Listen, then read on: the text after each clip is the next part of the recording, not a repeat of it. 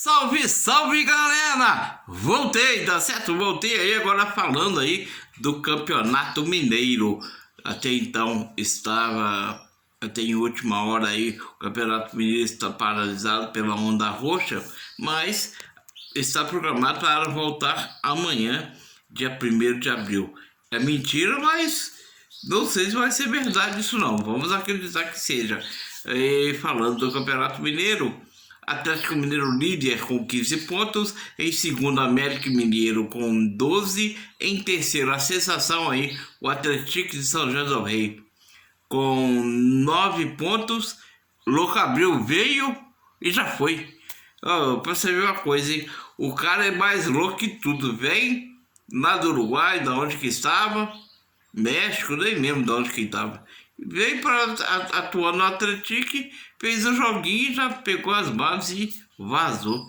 Dá para entender um negócio desse? E em quarto aí a Caldense com 8 pontos ganhos. Em quinto o Cruzeiro com 7. Jaime. O Jaime aí tá danado. Esse é o Cruzeiro, não sei aonde vai parar não. Tá certo? Um abraço aí ao grupo e a galera do Esporte Mineiro 2021. O Anselmo, o Felipe, também aí a galera todo o grupo, o Henrique, o Davi, o Vinícius, o Paulo Vinícius, tá certo? Todo mundo aí concorrendo no bolão. Um abraço a vocês todos, muita calma nessa hora. E para falar dele, né?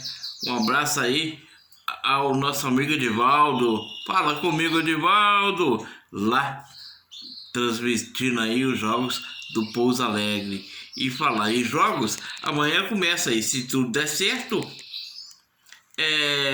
Uberlândia e América Mineiro às 11 horas no Parque do Sabiá, tá certo?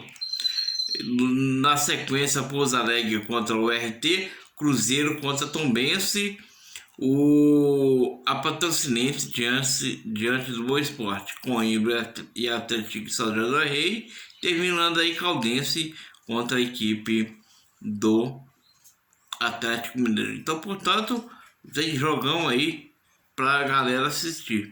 E vamos ver se o Galo ganha mais uma, tá certo? Alô, você torcedor, fala comigo! Ative o sininho para receber as notificações. Também aí se inscreva no canal. E você se inscrever no canal pode concorrer. Mas para se inscrever, ainda comenta alguma coisa lá, tá certo? Você vai concorrer a um cesta no Dia dos Namorados. Ó, e dá boa, hein? Cesta dos Namorados, uma camisa personalizada e copos de diferentes especialidades. Aí tô falando que já anunciando pra galera. Já volto com mais o canal Mestre dos Magos FC.